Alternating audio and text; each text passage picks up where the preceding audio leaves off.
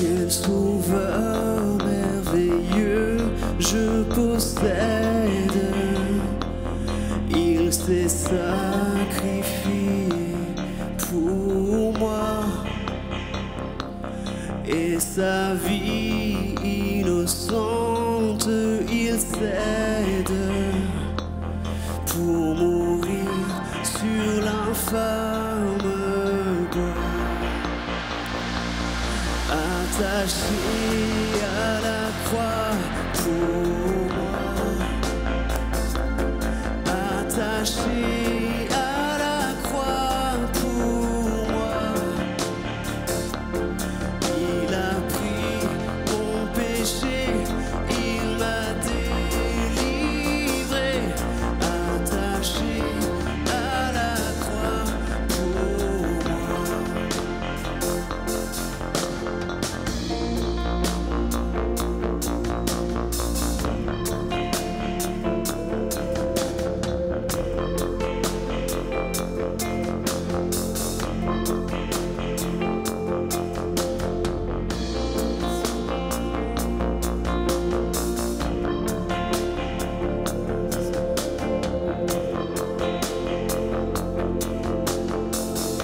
Il renonce à la gloire céleste pour le plan rédempteur de Dieu. L'apparence est la plus modeste. Oh, quel prix pour me rendre heureux. Attaché à la croix pour moi, attaché à la croix pour moi. Il a pris mon péché, il m'a délivré, attaché à la croix pour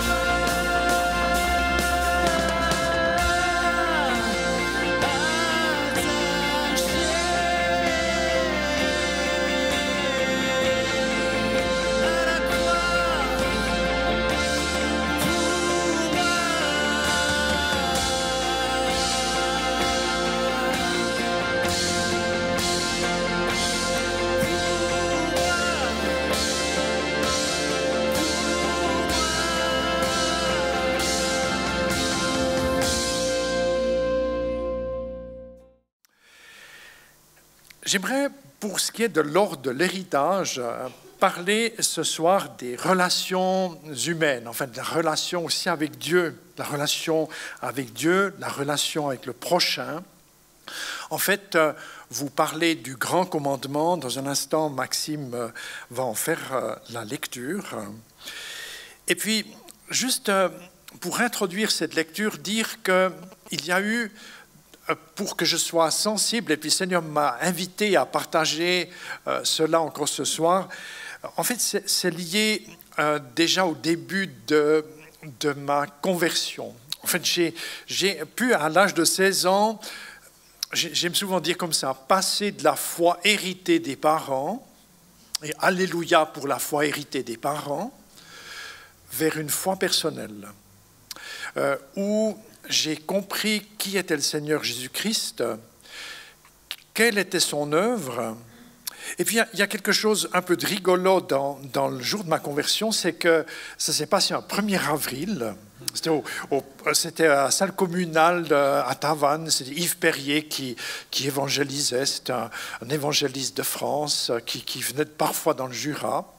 C'était sa première soirée. Puis j'avais fait un deal comme ça avec Dieu en disant, mais il me semble que je devrais me lever, mais je ne suis pas sûr. Si le gars devant moi se lève, je me lève. Enfin, tout de suite, il s'est levé. Je suis d'à côté aussi. Enfin, j'étais pris comme ça. Mais le gag, ce n'était pas trop ça. C'est que lors de ce moment où je donnais ma vie au Seigneur, j'ai aussi remarqué qu'il m'adressait une vocation. Et puis j'étais un petit peu embêté avec cette vocation que je sentais dans le domaine pastoral, mais enfin au début je disais missionnaire. j'étais un peu embêté avec cela parce que ce 1er avril-là, c'est aussi mon premier jour d'apprentissage dans le domaine agricole. J'étais agriculteur. Je venais de vivre le premier jour d'apprentissage. Le soir, je vais à une évangélisation et je reçois une vocation. Donc j'étais un petit peu coincé entre le contrat paysan et puis l'appel du Seigneur. Et puis, quelqu'un m'a donné un bon conseil. Il m'a dit, tu fais bien de continuer ton apprentissage, tu fais ton école d'agriculture, et puis s'il y a vraiment une vocation du Seigneur, il y a encore d'autres qui vont te parler. Il y a des gens, parce qu'il faut 2 vocations. Il y a la vocation intérieure, celle de ton cœur, c'est important. Et puis il y a la vocation extérieure, ce sont les frères et sœurs qui à côté de toi te disent, mais il y a un appel sur ta vie. Et puis, c'est vrai que durant ces quelques années qu'on suivit, entre 16 ans et 20 ans, il y a plusieurs personnes qui m'ont dit, il y a un appel sur ta vie, est-ce que tu le sais déjà? Est-ce que tu donnes et te donnes les moyens pour te préparer pour entrer en cela? Alors, c'est ce qui a marqué ma conversion, elle est liée à une vocation dans laquelle je suis entré plus tard. Et puis, il y a eu un deuxième événement aussi, qui a marqué un peu mon cursus, qui continue de le marquer, c'est que j'ai en fait compris tout de suite, déjà le soir du 1er avril, que ce n'est pas une église particulière qui serait l'essentiel. C'est-à-dire, j'ai découvert ce jour-là que Jésus avait une grande famille, composée de beaucoup d'écuries différentes, avec les odeurs différentes. Et ça m'a beaucoup réjoui. Et puis, pendant la première année de conversion, entre 16 et 17 ans, parce qu'après je suis parti pour Bâle une année, où je continuais l'apprentissage, j'étais tous les dimanches dans au moins 3 cultes, des fois 4 cultes. J'avais un vélomoteur, c'était l'époque des vélomoteurs, quand on avait 14 ans, on avait droit à un véhicule comme ça, j'avais gagné ça avec mes sous, avec mes lapins, enfin voilà. Et puis j'aimais aller découvrir les cultes chez les uns et les autres, et ça me réjouissait. Il y a comme ça quelque chose, une joie qui me remplissait. Puis chaque fois, je voyais des choses un peu nouvelles, des fois un peu bizarres, des fois je ne comprenais pas, donc je retournais ailleurs. Et puis à tel point que les anciens de l'église où on était dans l'assemblée ménonite, où mon père était diacre, les anciens ont dit à mon père, depuis que ton fils est converti, il est moins sérieux. Il va dans toutes sortes d'églises. Enfin, voilà, ça faisait des problèmes. Et puis... Mais en fait, j'ai remarqué, avec le recul, je remarque, le Seigneur a très vite mis cela sur mon cœur, de discerner que c'est important d'être à la maison quelque part et d'avoir sa porte ouverte, d'aimer, d'accueillir les personnes. Et puis, avec le recul, je remarque que le Seigneur m'a introduit assez vite, on pourrait dire, dans des thèmes qui sont importants, c'est-à-dire la nécessité que la vie correspondent à une vocation qui nous adresse. Et j'aime aussi dire qu'il faut aussi une vocation pour être épouse, pour être infirmière, pour être secrétaire, pour entrer dans l'enseignement, pour être dans fonctionnaire de police. À un moment donné, si on est soumis au Seigneur Jésus-Christ, c'est tellement important que notre vie réponde à une vocation que Dieu nous adresse. Il y a tellement de variétés de ministères et de formes de service. Et puis aussi ce regard sur le peuple de Dieu que Jésus aime, qui parfois va bien, dans certains volets vont bien, dans d'autres volets est parfois un peu faible. Ça a déjà été un peu le thème durant ce week-end. Et puis, c'est tellement précieux. Et j'ai pu par la suite le découvrir en étant dans le réseau évangélique. Dans le passé, on disait l'Alliance évangélique romande, où c'était l'occasion de rencontrer tant de milieux différents avec ces héritages que le Seigneur donne, et puis où j'ai l'impression que Dieu voulait comme organiser des raniments parcellaires, c'est-à-dire où les petits bouts qu'on a séparés, il aimerait les remettre ensemble pour qu'on puisse bien passer la moissonneuse-batteuse. Parce que des fois, on a tellement des petites parcelle théologique, on est coincé à l'étroit, il faut travailler avec des serpes et des faux, et puis on est mal barré au XXIe siècle. Alors, alléluia, aussi pour, je pense à cet événement qu'on a ici, où des frères et sœurs viennent de différentes paroisses, de communautés, d'œuvres différentes. Soyez bénis. Alors, ça a été dit, j'aimerais parler du grand commandement. J'invite Maxime à s'avancer pour en faire la lecture, puisqu'on est venu un peu en équipe familiale. Et puis, je dirai encore quelques mots, et puis suivra un temps de témoignage.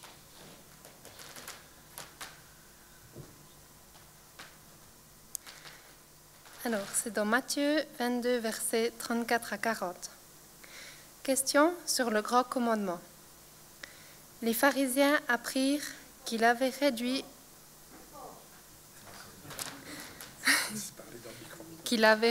au silence les Sadducéens. Ils se rassemblèrent et l'un d'eux, professeur de la loi, lui posa cette question pour le mettre à l'épreuve. « Maître, quel est le plus grand commandement de la loi ?» Jésus lui répondit, « Tu aimeras le Seigneur, ton Dieu, de tout ton cœur, de toute ton âme et de toute ta pensée. C'est le premier commandement et le plus grand. Et voici le deuxième, qui lui est semblable. Tu aimeras ton prochain comme toi-même. De ces deux commandements dépendent toute la loi et les prophètes. » Merci beaucoup.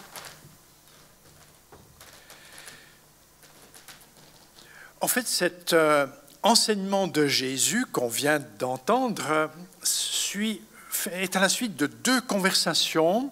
Et puis là, je renoue bien avec ce qui était dit hier soir, puis aussi aujourd'hui, en lien avec des personnes qui essayent de compliquer la loi, la parole de Dieu, ou ceux qui voudraient la vider de son sens. Ce que nous venons d'entendre est à la suite d'un entretien entre Jésus et les pharisiens, où les pharisiens demandent à Jésus, est-ce qu'on doit payer l'impôt?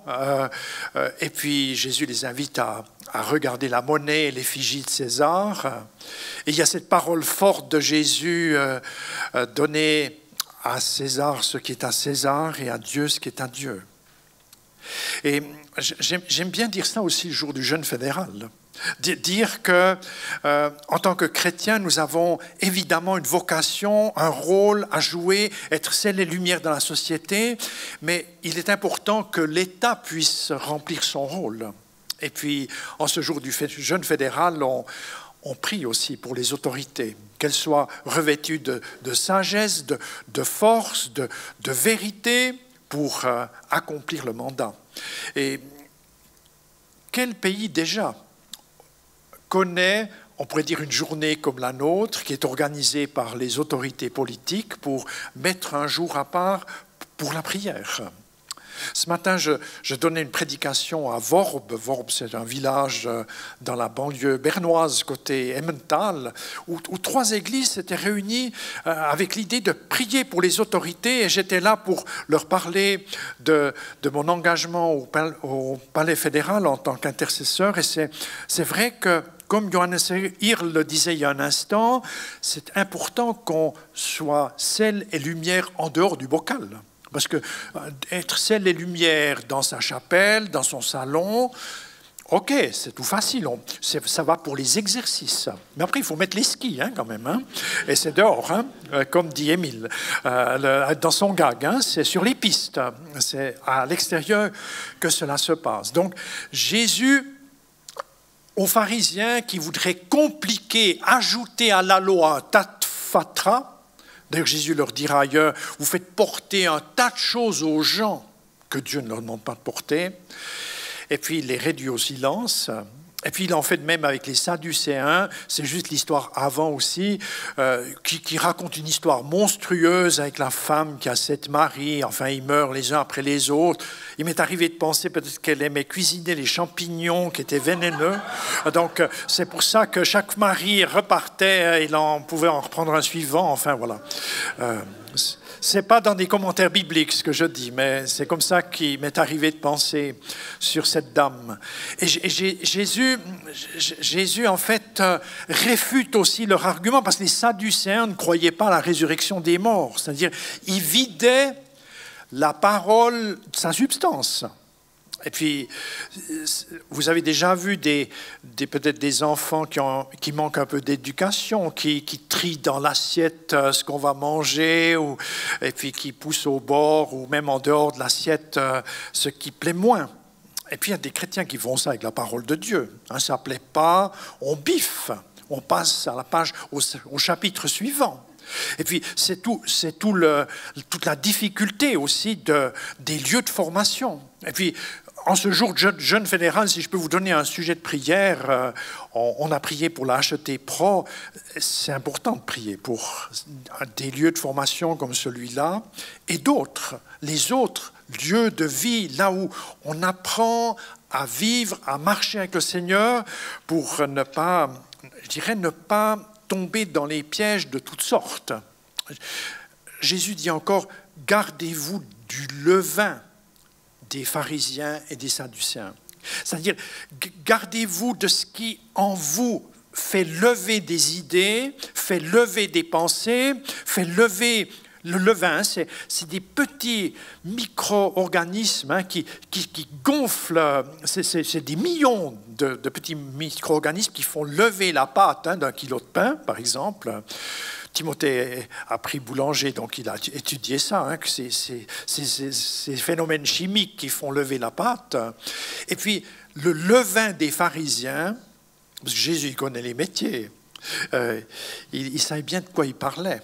C'est-à-dire, quand le levain des pharisiens et des sadducéens travaille dans une église, vous ne le voyez pas la première minute, ni la première heure, j'ai envie de dire.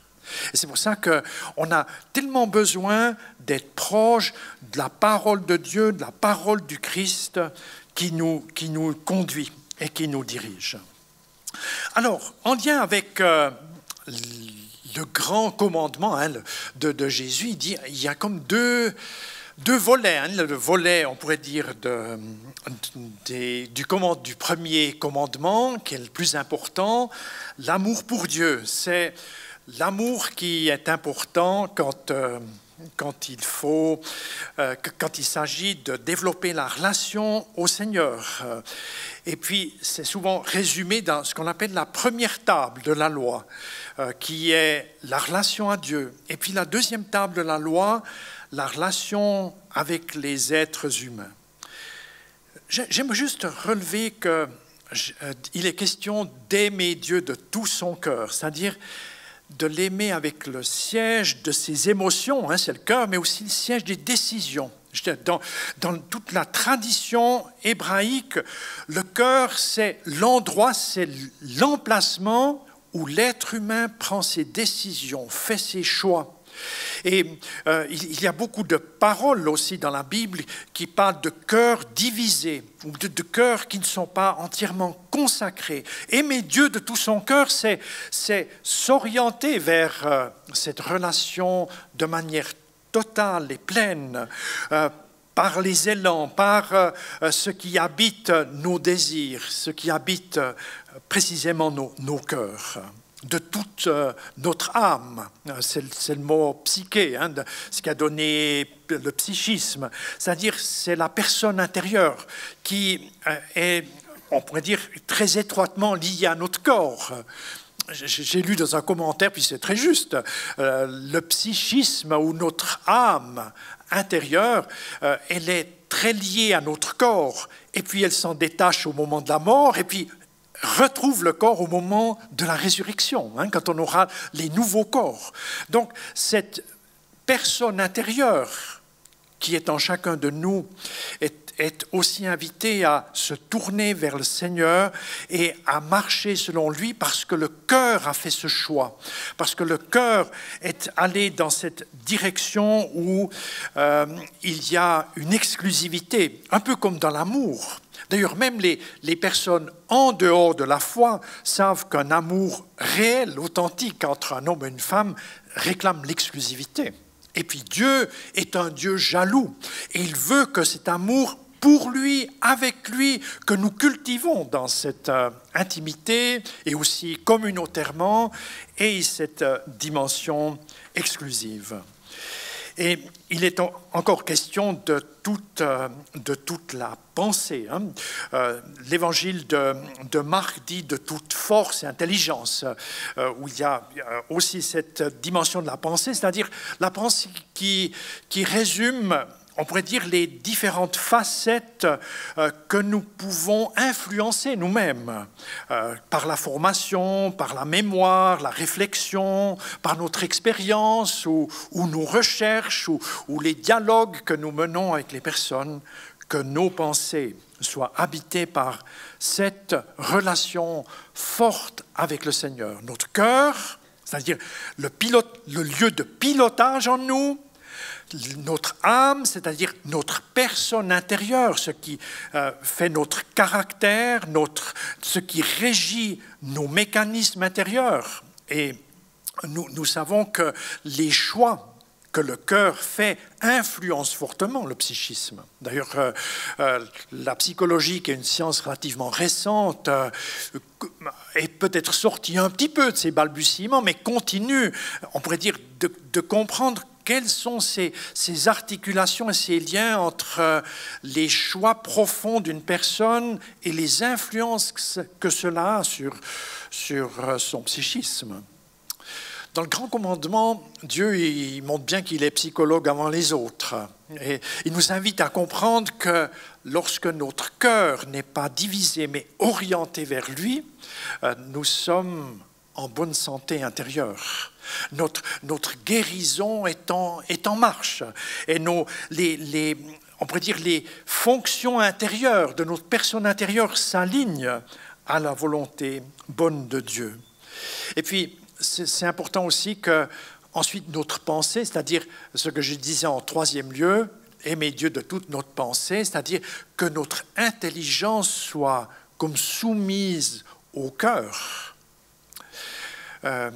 Encore dimanche passé, quand on priait pour la HET Pro à Emmaüs, à Saint-Légier, j'ai apprécié quand il a été dit « on va demander qu'il y ait dans cette école une intelligence du cœur qui soit développée ». Parce qu'on peut faire de la théologie avec une intelligence détachée du cœur, détachée des choix de fond qui honorent Dieu, qui sont en chemin avec lui. J'ai résumé maladroitement, rapidement, la première table de la loi. La deuxième table de la loi concerne nos relations humaines, la relation avec les autres comme avec soi, cet amour qu'on est invité à traduire et à développer. Et puis, pour notre compréhension, j'ai un passé paysan, alors pardonnez-moi, des fois je simplifie, mais ça aide quand même. Hein. J'aime dire qu'au niveau des relations avec les prochains, il y a comme différentes catégories de personnes. Il y a différentes catégories de prochains. Et que nous sommes, bien sûr, appelés à aimer. J'en cite une première, ce sont les prochains tout proches. Les prochains tout proches. Je parle de la vie de couple, je parle de la vie entre parents et enfants, de la vie familiale au sens cellulaire, mais aussi au sens un peu plus large. Hein, belle-maman, beau-père, la génération des grands-parents, la génération des petits-enfants. C'est important que les paroles de Jésus prennent corps et prennent place pour régir ces relations. Et Jésus a aussi dit que ce n'était pas tout simple. Parce que dans ces familles dans nos familles respectives, il y a ceux et celles qui ont fait le choix de suivre Dieu et il y a ceux qui n'ont pas fait ce choix. Et tôt ou tard, la foi héritée, j'ai parlé de cela au début, la foi héritée ne va pas, va nous aider, je dirais, quand il est dit par Paul que les enfants sont sanctifiés par la foi des parents, il y en a qui me demandent jusqu'à quel âge, ça vaut jusqu'à quel âge. Je dis, bon, on peut dire 16 ans, peut-être dire, bon, maintenant on parle des adolescents, hein, c'est-à-dire ils ont des comportements d'enfants, mais ils sont déjà adultes, peut-être que ça va jusqu'à 20 ans, mais en tout cas, je sais que chez les Juifs, à partir de 28 ans, on est vraiment adulte, hein. Donc, il y a peut-être encore un peu du flou, puis Dieu est généreux. Je sais que Dieu est généreux, Dieu n'est pas gendarme, Dieu n'est pas radin. Donc, si tu continues de faire le grand enfant ou le grand garçon, la grande fille, mais tôt ou tard, tu es responsable quand même.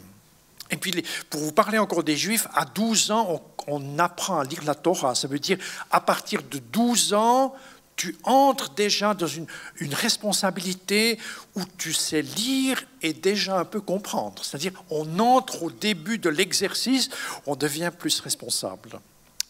Alors, c'est ici que je donne maintenant la parole à Timothée, notre fils, et Rosemary, mon épouse, pour donner quelques mots de témoignage de ce que nous avons vécu chez nous à la maison.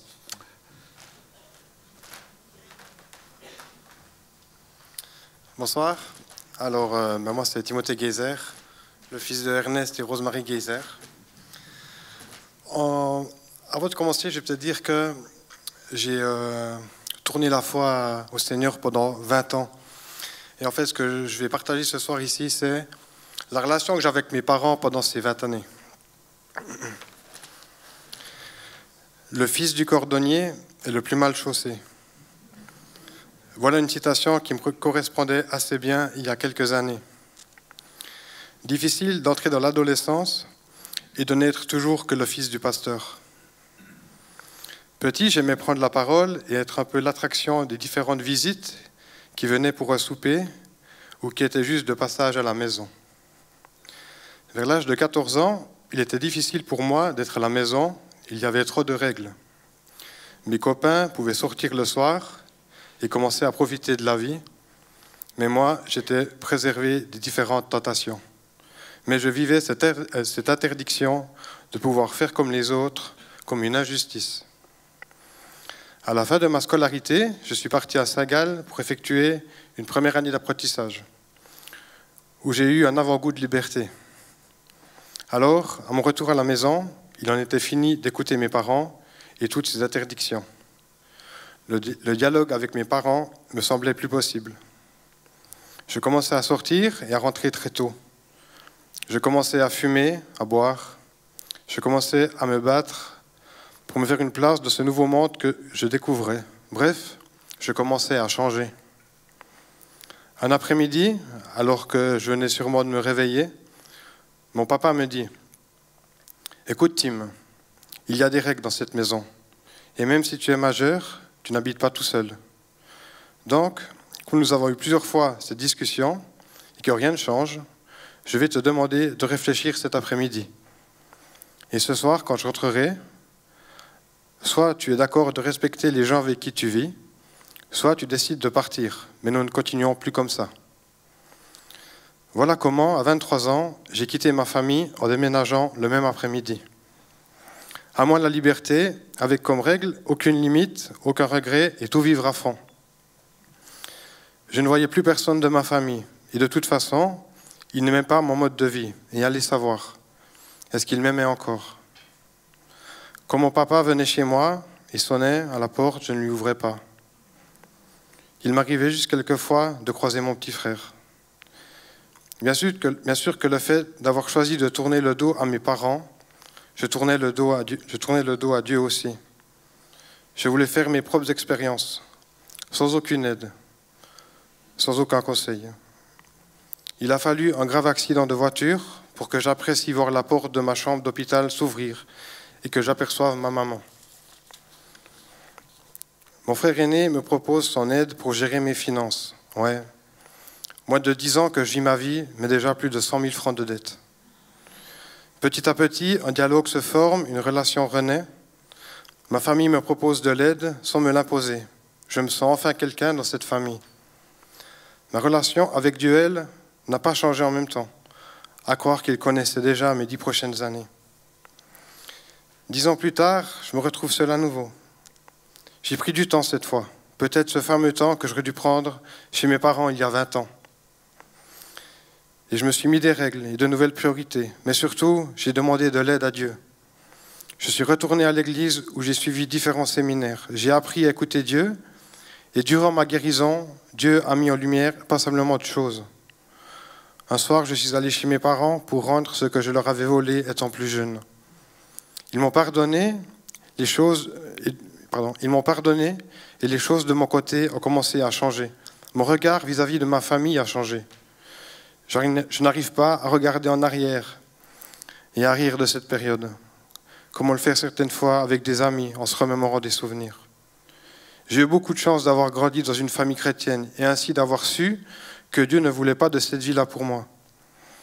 J'ai eu beaucoup de chance que mes parents aient toujours de l'amour pour moi. Dieu pardonne, Dieu guérit, et en plus, il me permet de vivre des choses aujourd'hui avec mes parents et ma famille. On ne rattrapera peut-être pas toutes ces années perdues, mais il y a déjà beaucoup de souvenirs de ces 3 dernières années.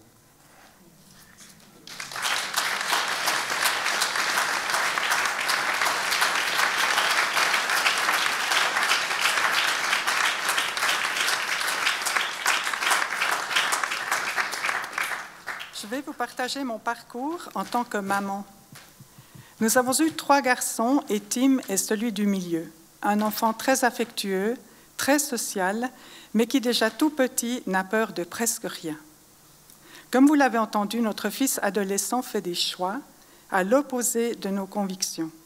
Au début, je pense que c'est un peu normal, mais l'inquiétude naît puis commence à grandir pour finir par devenir la panique de certains moments. Ce qui conduit notre couple à chercher des solutions. En tant que femmes, nos imaginations liées à la peur vont le plus loin possible.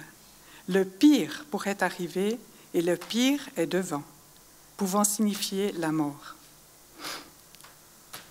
Mais oui, voilà comment Dieu nous a soutenus par la prière et la foi en ses promesses. Quelquefois, nous avons partagé notre souci avec des amis, certains sont là ce soir, pour prier ensemble, jusqu'à questionner notre ministère pastoral. Mais le plus souvent, ma prière est personnelle avec Dieu. Lors du déménagement de Tim, Ernest n'est pas à la maison et mon cœur de maman était déchiré. En si peu de jours, Tim avait organisé son déménagement et ses copains du même style étaient là pour l'aider à nous quitter. Et je vous assure, il a tout pris. Il a vidé la selle de linge sale pour prendre au moins les dernières choses qui étaient là.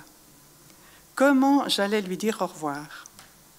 Et c'est à ce moment que le Saint-Esprit me rappelle comment nous avons quitté notre fils aîné Samuel en faisant une petite fête autour d'un repas.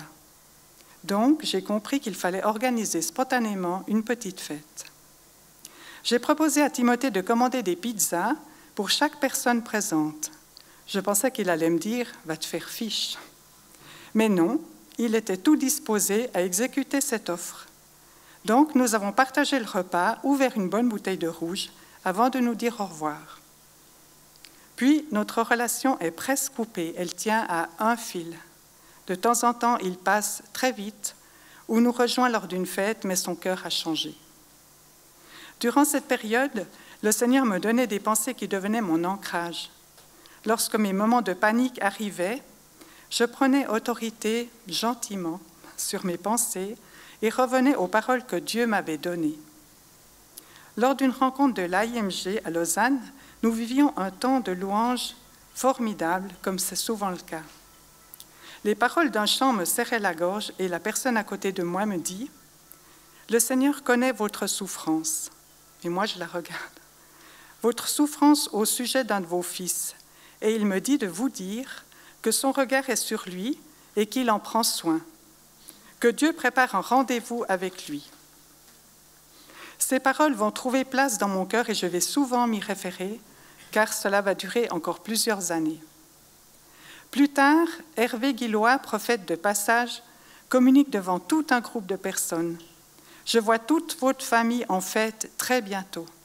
Cette année, le changement sera très conséquent. » Alléluia, ce miracle du retour de Timothée s'est effectivement passé la même année. Nous avons fêté Noël toute la famille ensemble. La relation était retrouvée. Nous avons vu la bénédiction arriver comme la pluie et nos larmes se sont changées en joie. Combien de familles vivent aujourd'hui des relations brisées? Vous qui vivez actuellement le chagrin et même l'angoisse au sujet d'un de vos enfants ou d'un proche, demandez au Seigneur une réponse. Écoutez-le pour recevoir une parole qui, celle-ci, touchera le plus profond de votre cœur. Dieu nous donne la responsabilité de garder le pont et de ne pas couper la relation, si fragile soit-elle.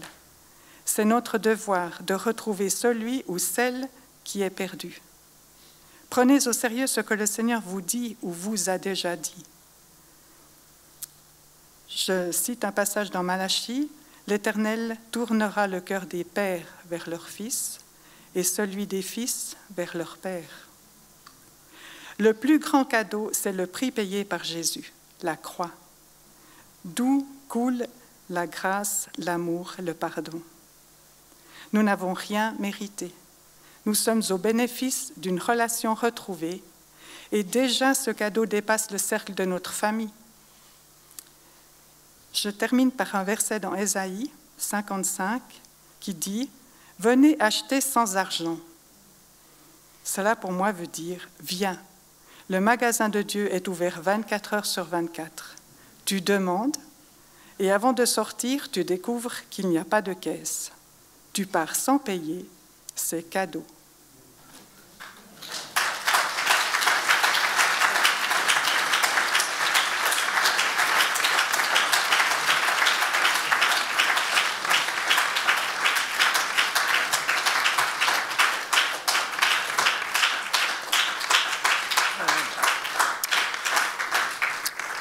Oui, alléluia. C'est pour le Seigneur. Quand on applaudit, on est, comme Rosemary l'a dit, à un moment donné, on était comme soucieux d'être obéissant aux paroles qu'on avait reçues, de rester là. Je me rappelle qu'on avait dans le couple des moments où c'est Rosemary qui m'encourageait. Je crois que c'était plus souvent dans ce sens où c'est elle qui me disait « Ernest, tu restes vers ce que le Seigneur nous a dit et puis il ne faut pas que tes idées aillent ailleurs. » Il m'est arrivé une ou deux fois que c'est moi qui parlais à Rosemary pour dire on reste, on garde serré dans nos cœurs les promesses reçues par le Seigneur. Alléluia pour cela. Et c'est vrai que c'est tellement important dans nos familles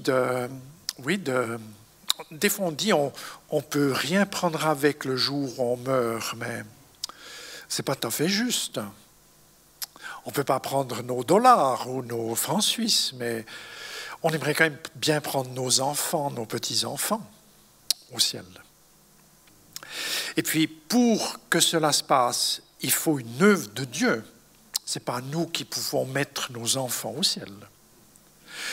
Mais l'œuvre de Dieu, elle se passe souvent sur nos bouts d'obéissance. Il fait son œuvre, son grand œuvre, il l'ajoute sur nos bouts d'obéissance.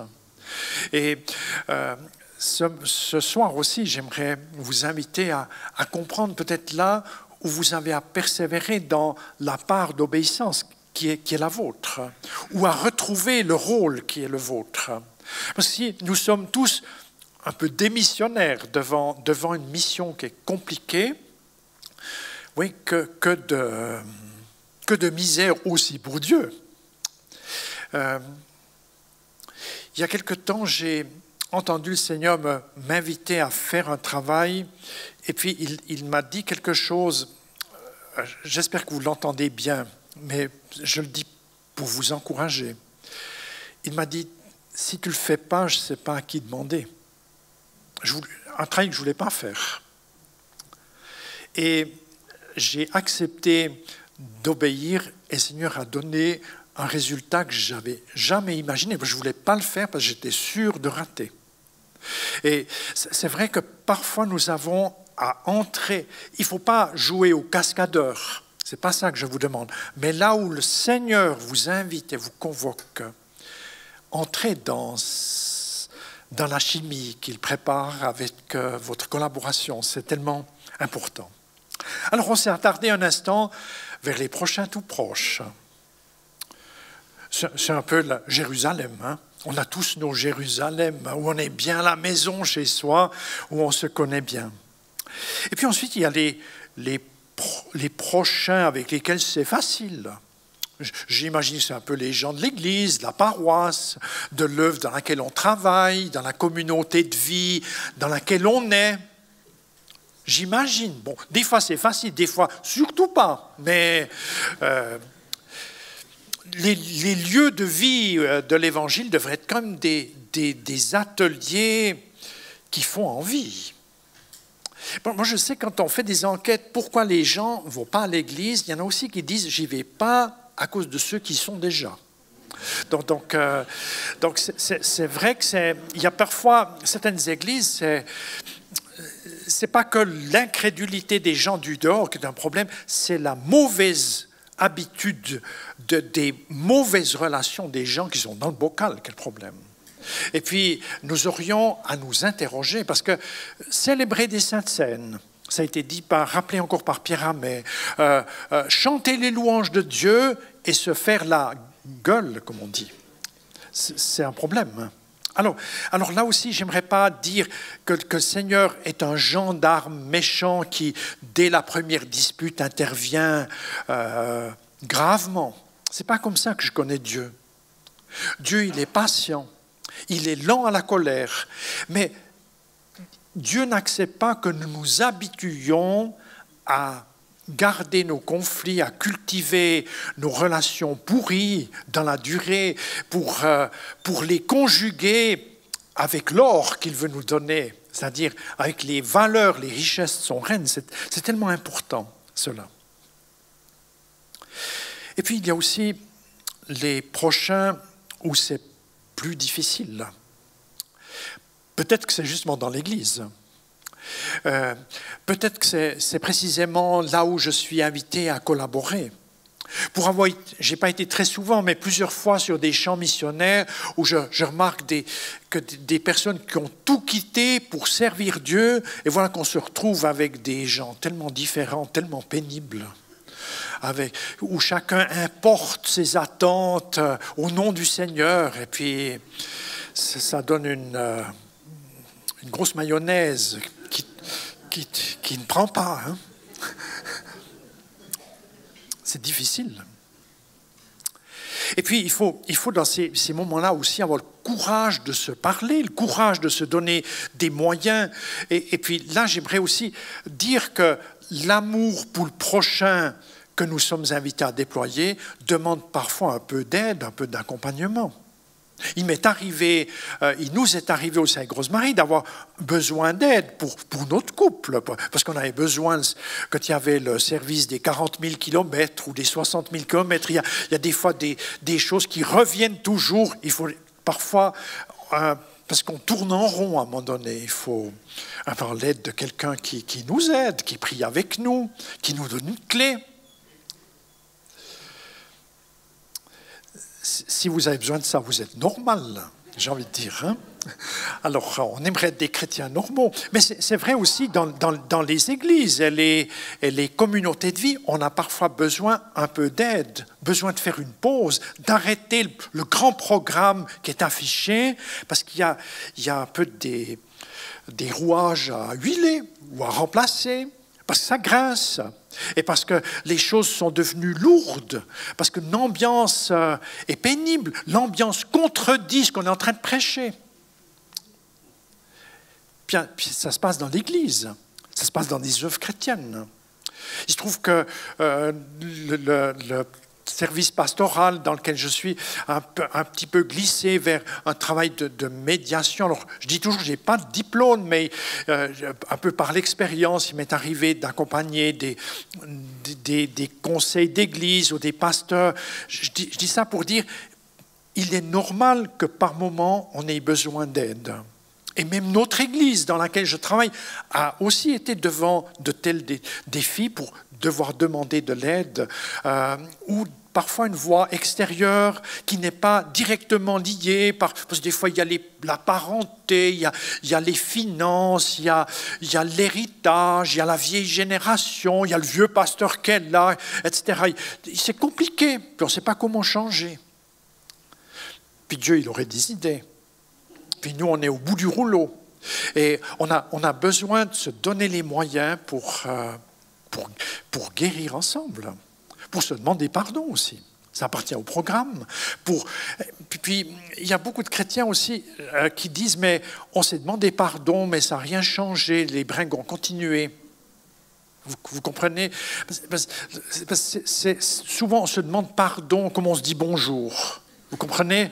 C'est une formule comme ça qui coule. Puis ça n'amène rien. Parce que demander pardon, ça exige qu'il y ait une sorte de discernement sur ce qui se passe. Si je demande pardon, puis je continue de faire la même chose, ça ne va rien changer du tout. Et puis les personnes autour de moi auront autant de difficultés qu'avant de ma demande de pardon à trouver leur place ou à fonctionner avec moi. D'où l'importance de comprendre les mécanismes qui nous habitent. Et parfois, il y a aussi le diviseur dans le coup. Il ne faut pas l'oublier.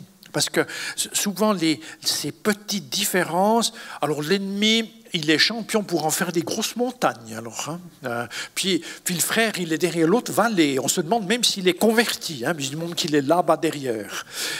Surtout que moi, je suis au bon endroit. Et lui, il s'est trompé là-bas. Vous comprenez, ces mécanismes qui nous habitent tellement vite et qui ne sont pas conduit par l'Esprit Saint. Ça, c'est souvent notre psychologie, notre fantaisie qui est tellement habile pour disqualifier. C'est les propres justes. Ça, c'est le fonctionnement des pharisiens. On est de nouveau dans ce qu'on disait auparavant et où la parole de Jésus a peu de force. Puis il y a encore les prochains qui sont très différents de nous. Avec certains, c'est facile, puis d'autres, c'est bien difficile aussi. J'habite près de Bienne, où il y a le prédicateur de la haine. Vous avez vu ça sur le journal. Cet islamiste qui a touché des gros montants des services sociaux et qui invite dans sa mosquée à Bienne à ce que les fidèles s'attaquent aux Juifs et aux chrétiens de ce pays. Alors, Seigneur, qu'est-ce qu'on a à faire et à dire devant un prochain qui est très différent de moi, mais qui n'a seulement pas la lumière de l'Évangile? Qu'est-ce qu'il y aurait comme idée, Seigneur? Quelle est, je dirais, la délégation du corps de Christ de ma région, de la région de Bienne, qui pourrait entreprendre quelque chose pour tourner le char?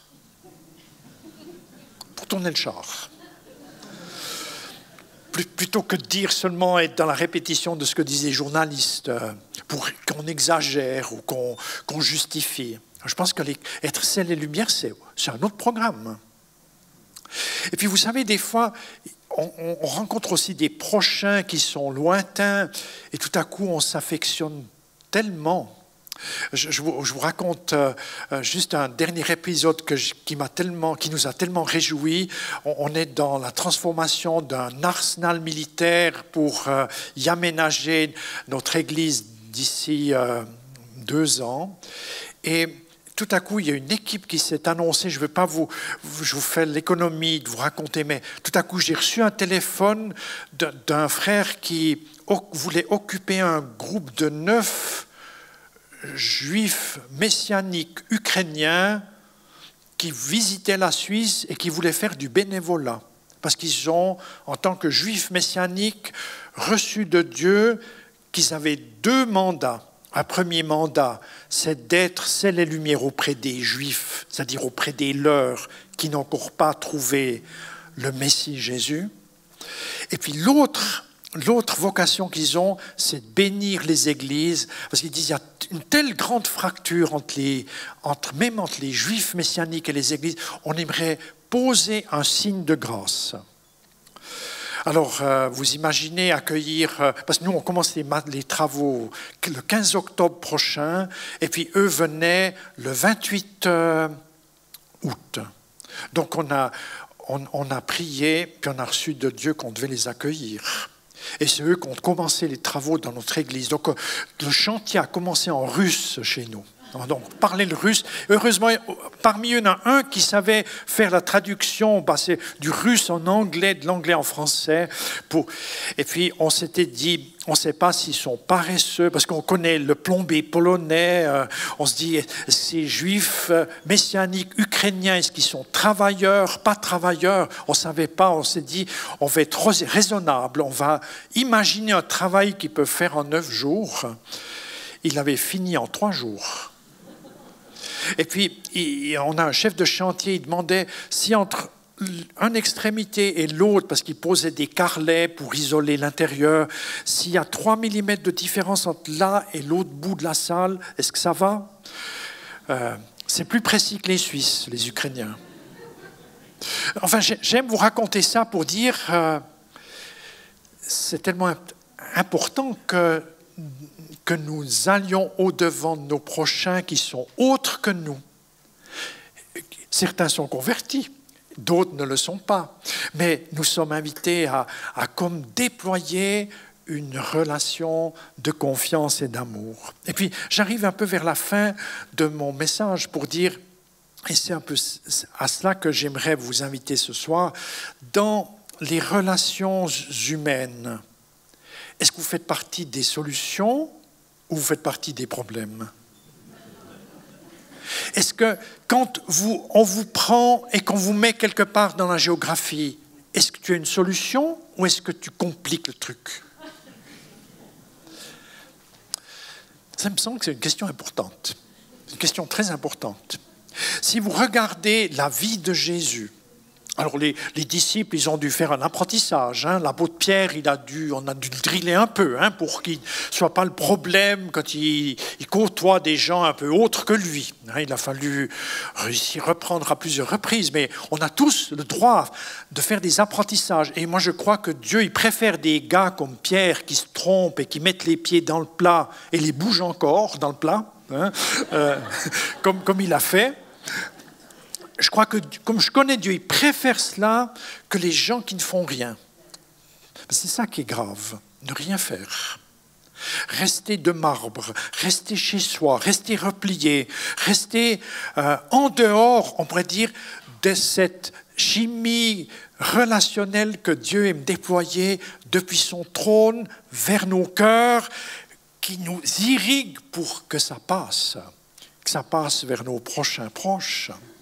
Vers les prochains où c'est assez facile, vers nos copains, nos camarades, nos collègues de travail.